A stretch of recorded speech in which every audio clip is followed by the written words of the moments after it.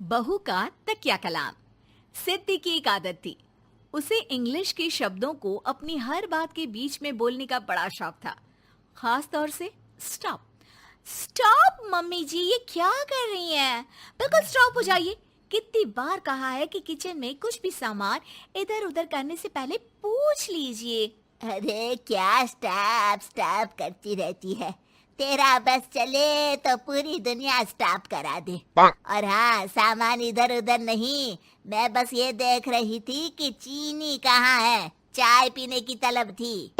Stop mummy जी, अब ये मत बोलिए कि आपको ये भी नहीं पता कि किचन में चीनी कहाँ होती है। सास को सिद्धि की बात बिना सर पैर की लगती है। वो उससे बहस नहीं करना चाहती, सो वहां से निकल जाती है। सिद्धि कमरे में। स्टॉप, मैं कहती हूँ बिल्कुल स्टॉप। मैंने कहा बिल्कुल स्टॉप। नहीं करता स्टॉप बिल्कुल। अरे यार, बिजली की वायर जोड़ रहा था, तुमने स्टॉप होने के लिए बोला और ये देखो क्या हुआ, करंट लग गया। अब करंट लगने पर चिल्ला रहा हूँ तो भी स्टॉप। अरे चाहती क्या हो तुम? स्टॉप, मैं क्या चाहती हूँ? अरे अब कैसे स्टॉप हो जाऊं? मेरा मतलब है स्टॉप स्टॉप। सिद्धि फिर चली जाती है सब्जी वाले के पास। भैया, वो बैंगन किलो और आलू 5 किलो। Stop stop. काफी देर होने के बाद भी सिद्धि को उसका सामान नहीं मिलता। क्या है भैया, कब से बोल रही हूँ आलू 5 किलो, बैंगन 2 किलो, फिर दे क्यों नहीं दे रहे हो? भैया स्टॉप। बहन जी, मैं तो 2 मिनट में तोल दूं, लेकिन आप ही तो बोल रही हैं स्टॉप।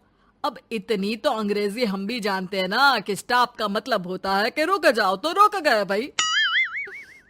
अरे यार, क्या लोग हैं। स्टॉप। अरे तोलो तोलो चलो। किसी तरह सामान लेकर सिद्धि घर आती है, जहां वो देखती है कि ढेर सारे मेहमान बैठे होते हैं। सिद्धि आते ही जोर से चिल्लाती है, स्टॉप! आप यहाँ सब कैसे? अरे अब कैसे स्टॉप हो जावे बहू, जितना आना था आ गए हम। अब हाँ बैठिए ना। सासू माँ, आप बात करिए, मैं चाय बनाकर ला रही हूँ। सभी बात करने में लग जाते हैं कि तभी सिद्धि किचन से निकल कर आ जाती है। Stop stop. अरे क्या खाएंगे आप लोग? पकौड़ी बना दूं या चीला, या फिर इडली बना दूं? अरे जो मर्जी बना दो, बस ले आओ जल्दी से बहू, इन लोगों को निकलना है, कोई जरूरी बात करने आए हैं। अच्छा अच्छा स्टॉप। सिद्धि स्टॉप वाला अपना तकिया कलाम बोलकर निकल जाती है, लेकिन थोड़ी देर बाद जब वो कमरे में चाय नाश्ते के साथ आती है तो जरूरी बात हो गई आप लोगों की, या मेरे डर से शांत हो गए कि चुप हो जाओ, सिद्धि आ गई है। बोलिए ना। बस जैसे ही सिद्धि ने कहा बोलिए ना, घर में चकर पकर की आवाज गूंजने लगती है। अरे तुम स्टॉप क्या बोल कर गई, सभी शांत हो गए, अब बात शुरू करेंगे। हाँ भाई बहू, तुम वो स्टॉप बोल कर गई तो हम लोगों को लगा कि शायद तुम भी सुनना चाहती हो कि हम लोग क्या बात कर रहे हैं। फिर जो मेहमानों की बात शुरू होती है वो घंटों बीत जाते हैं, चलती ही रहती है। अरे तेरे स्टॉप के चक्कर में दोपहर हो गई, अब जाकर सबके लिए जा खाना बना कर लिया। तभी स्टॉप नहीं बोला होता तो अब तक बात खत्म हो चुकी होती। बेचारी सिद्धि करती भी क्या, खुद के स्टॉप बोलने की आदत से खुद ही परेशानी मोल लेती है। आप लोग खाना खाकर जाइए, हाँ मैं जा रही हूँ बनाने। मम्मी जी, लेकिन स्टॉप, मैं ना खाना बना कर लाती हूँ। सिद्धि सबको खाना खिलाकर विदा करती है। पूरी तरह से थक चुकी सिद्धि शाम को पार्क में वॉक करने जाती है। स्टॉप यार, आज तो मैंने बहुत खा लिया, पेट लग रहा है कि फट ही जाएगा। सहेली एक जगह खड़ी होकर सिद्धि की बातें सुनती है। सिद्धि उसे दिन भर की सारी बातें कहती हैं। स्टॉप यार स्टॉप, चल मैं घर जा रही हूँ। सोचा था थोड़ा वॉक कर लूंगी, पेट हल्का हो जाएगा। सारा दिन काम कर करके थक भी गई थी, लेकिन यार तेरे कारण बस खड़ी ही रह गई। वैसे तो पार्क करने क्या आई थी? और यार बड़ी अजीब लड़की है, मैंने कितनी बार बोला कि मैं वॉक पर आई थी, लेकिन तू स्टॉप स्टॉप बोलकर रोक लेती थी मुझे। यार प्लीज अब तू जा, मैं वॉक करके ही घर जाऊंगी। ओ यार, वो स्टॉप तो मेरा तकिया कलाम है। घर के सभी लोग सिद्धि के स्टॉप से परेशान थे। वे कभी उसके बोलने पर स्टॉप हो जाते तो मुसीबत आ जाती, कभी नहीं होते तो भी मुसीबत आ जाती। अरे मैं तो इस बहू के तकिया कलाम से परेशान हो गई हूँ। अरे कोई तो उसकी ये आदत हटाए।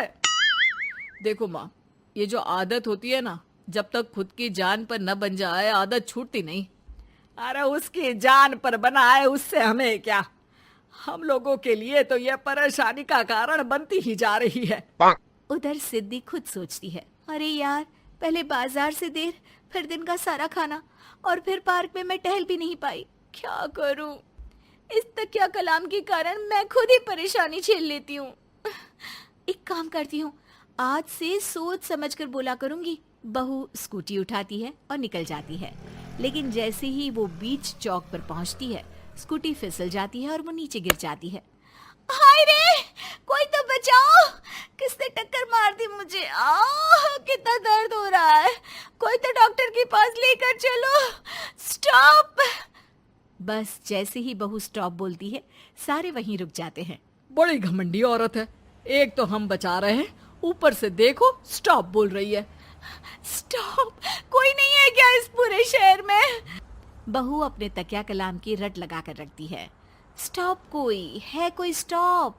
लोग उसकी मदद के लिए आगे तो आते हैं, लेकिन जैसे ही उसका तकिया कलाम सुनते हैं, वहां से निकल जाते हैं। तभी कहीं से उसका पति लौट रहा था।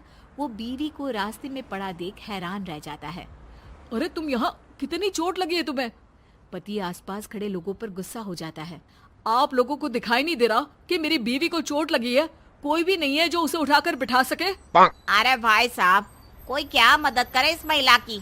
और इतनी घमंडी है, जब भी इन्हें उठाने की कोशिश करो स्टॉप स्टॉप बोल देती है।